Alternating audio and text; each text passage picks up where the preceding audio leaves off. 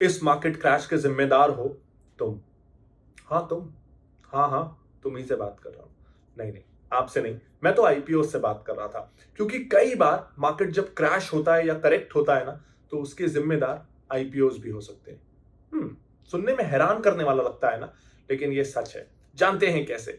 नमस्कार दोस्तों, मैं हूं प्रांजल कामरा। शुरू करते हैं फिनोलॉजी और जानते हैं कैसे आईपीओज के कारण कई बार मार्केट करेक्ट हो जाता है।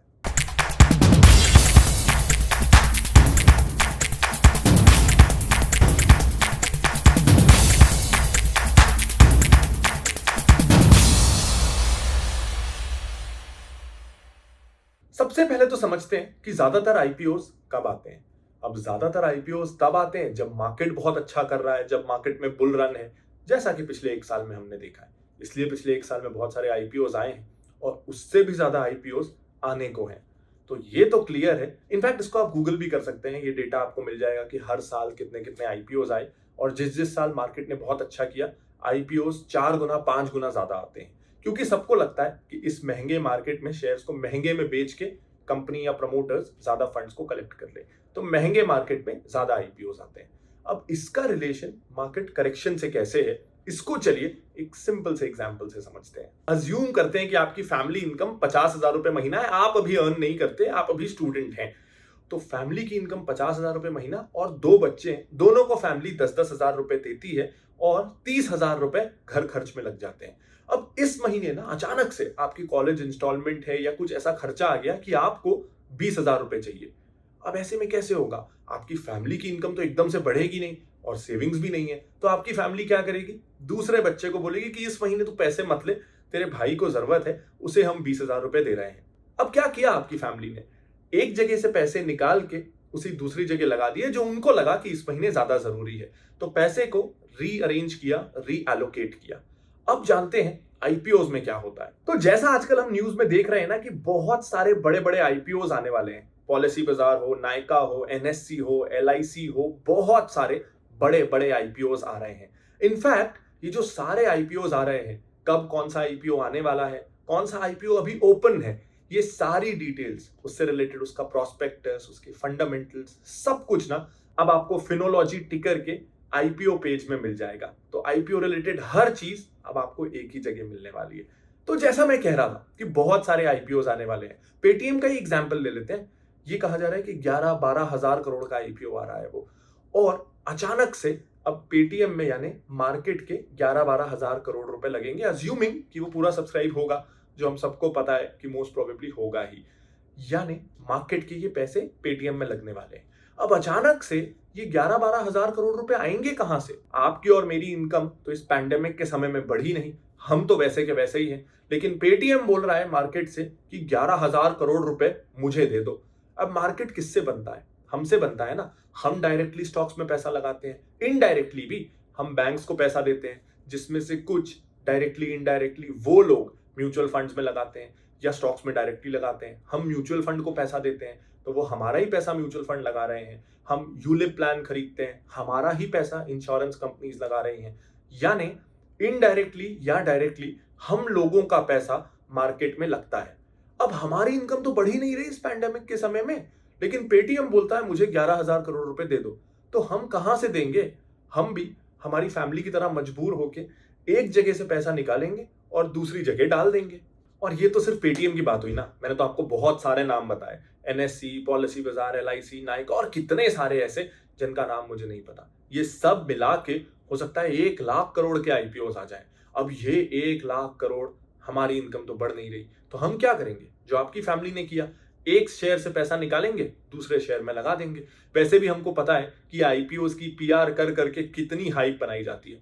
तो जो पैसे हम शायद रिलायंस में लगाते हैं, अगले महीने की सैलरी का कुछ हिस्सा एचडीएफसी में लगाते हैं, जो कि इंडेक्स स्टॉक्स हैं, जिससे सेंसेक्स और निफ्टी की वैल्यू बढ़ती, जिससे ओवरऑल ये होता कि मार्केट बढ़ रहा है, वहां हम पैसा ना लगा के हम इन नई कंपनीज में लगाएंगे। ये हमको ज्यादा एक्साइटिंग लगेंगे, इसकी ज्यादा हाइप बनेगी और एग्जिस्टिंग स्टॉक से पैसे निकलेंगे भी और इनमें लगेंगे भी। जब ओवरऑल देश के ज्यादातर इन्वेस्टर्स एक सिंक्रोनाइज्ड टाइम पे एक समय में ये एक्शन कर रहे हैं कि एग्जिस्टिंग शेयर से पैसे निकाल के इन बड़े बड़े नए आईपीओ में पैसा लगाए जा रहे हैं, तो मार्केट से लिक्विडिटी हट जाती है। ये बहुत सिंपल चीज है और ये सिर्फ स्टॉक मार्केट में नहीं, इकोनॉमी के हर एस्पेक्ट पे ये वैलिड है। इसको सिर्फ ऐसे सोच लीजिए ना, मार्केट में आज जैसे अगर हम टोटल कंपनीज का काउंट करें कि जितनी भी बीएससी में लिस्टेड कंपनीज हैं उनका टोटल मार्केट कैप कितना है, यानी उनमें जो पैसा लगा हुआ है उसकी टोटल वैल्यू कितनी है, तो वो कुछ 200 लाख करोड़ के आसपास है। अगर मैं सारी कंपनीज के वैल्यूएशन को ऐड कर दूं मार्केट प्राइस को,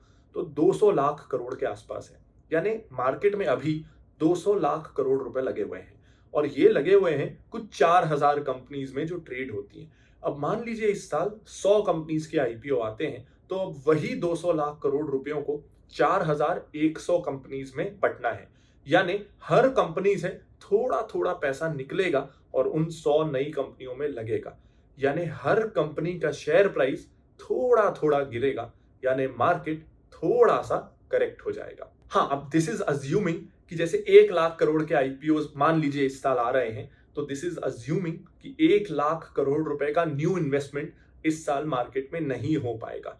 लेकिन जैसा हम देख रहे हैं कि पिछले 1-1.5 साल के परफॉर्मेंस के बाद बहुत सारे नए लोग इस मार्केट में आ रहे हैं और बहुत सारा न्यू मनी जो शायद कभी डायरेक्टली इनडायरेक्टली स्टॉक मार्केट में लगता ही नहीं, वो भी लग रहा है, तो इनफ्लोज भी बढ़े हैं।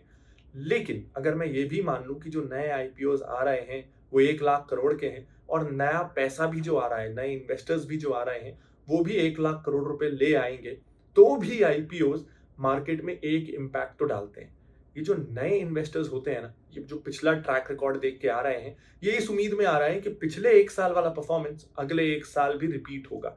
यानी ये बहुत ही वीक हैंड्स हैं, ये स्ट्रॉन्ग हैंड्स नहीं है कि मार्केट 2 साल गिरा भी रहे तो मैं तो लॉन्ग टर्म इन्वेस्टर हूं, मैं तो अच्छी कंपनीज में इन्वेस्ट करने आया हूं। उसमें से ज्यादातर पैसा वीक हैंड्स हैं। यानी अगर 2-4 महीने मार्केट ने जैसा पिछले साल परफॉर्मेंस दिखाया है वैसा ना दिखाए तो ये पैसा निकल भी सकता है। तो सोचिए, ये जो 1 लाख करोड़ रुपए हैं इसमें से शायद 50-60 हजार करोड़ रुपए तो आते ही मार्केट में, चाहे नया आईपीओ आ रहा है या नहीं आ रहा, और वो 50-60 हजार करोड़ रुपए एग्जिस्टिंग स्टॉक्स में लगते, जिसके कारण एग्जिस्टिंग स्टॉक्स के बढ़ने का मोमेंटम चलता रहता और मार्केट बढ़ता रहता। हाँ, कुछ पैसा जरूर इसलिए आ रहा है क्योंकि पेटीएम लिस्ट हो रहा है, उनको सिर्फ पेटीएम खरीदना है, जोमैटो लिस्ट हो रहा है, उनको सिर्फ जोमैटो खरीदना है, तो कुछ एडिशनल पैसा आईपीओ के कारण आता है। लेकिन कुछ ऐसा पैसा है जो मार्केट में आता ही और वो कारण बनता एग्जिस्टिंग स्टॉक्स के बढ़ते रहने का। लेकिन अब क्योंकि ज्यादा स्टॉक्स आ गए हैं तो वो पैसा जो शायद एचडीएफसी बैंक में लगता वो अब पेटीएम में लगेगा। और अगर उनको उस तरह का मोमेंटम ना दिखे, उस तरह की प्राइस ग्रोथ ना दिखे, तो क्योंकि ये नए इन्वेस्टर्स हैं, इनको तेज ग्रोथ चाहिए, ये वो पैसा मार्केट से फिर से निकाल भी लेंगे। तो आज ऐसा जरूर लगता है कि मार्केट में बहुत लिक्विडिटी है, कितने भी आईपीओ आ जाए, नया पैसा इतना आ रहा है, इतने नए इन्वेस्टर्स आ रहे हैं कि सब जायज है। लेकिन हर बुल मार्केट में ना यही सोचा जाता है और इस कारण खूब सारे आईपीओ आ जाते हैं और गड़बड़ हो जाती है। हम खेती किसानी की बात कर लेते हैं। किसी भी फसल का अगर दाम खूब किसी साल बढ़ के मिल जाए तो अगले साल किसान यही सोचते हैं कि वो फसल उगाते हैं और अगले साल खूब ज्यादा वही फसल उगाई जाती है, जिसके कारण एकदम से आउटपुट ज्यादा हो जाता है और आपको आपकी फसल का सही दाम नहीं मिलता।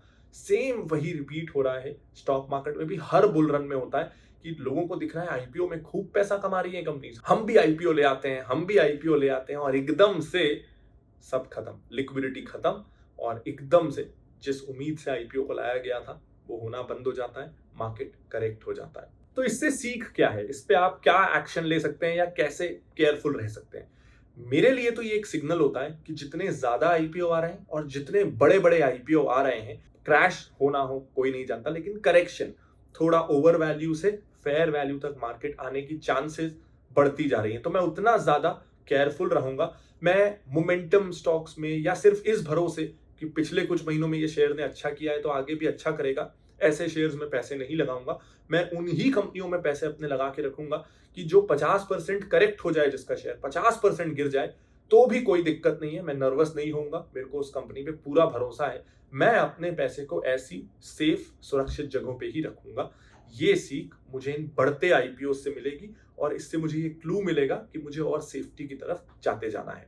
उम्मीद करता हूं ये वीडियो आपको पसंद आया होगा, आपको कुछ नया थॉट प्रोसेस मिला होगा। आप एग्री करें या ना करें, लेकिन तरह तरह से सोचने का तरीका मैं आपको बता सकूं, ये इन वीडियोस का पर्पस है।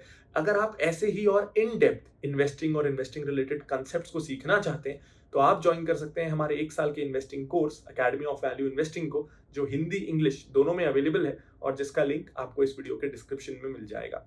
और इतनी सारी, जब आज हमने आईपीओ पे बात की है तो ये तो हम सबको पता है कि आईपीओ में अप्लाई करने के लिए चाहिए डीमैट अकाउंट, और डीमैट अकाउंट सिलेक्ट करने के लिए चाहिए फिनोलॉजी सिलेक्ट, जहां आप आके इंडिया के टॉप ब्रोकर्स को कंपेयर करके अपना अकाउंट खोल सकते हैं। और क्योंकि आप एक अच्छी चीज कर रहे हैं, आप इन्वेस्टमेंट शुरू कर रहे हैं, तो सिलेक्ट की तरफ से आपको मिलेंगे 1000 रुपए के रिवॉर्ड्स भी। लिंक आपको डिस्क्रिप्शन में मिल जाएगा। मैं लाता रहूंगा ऐसे और बहुत सारे videos. This is Pranjal Kamra signing off. Bye bye.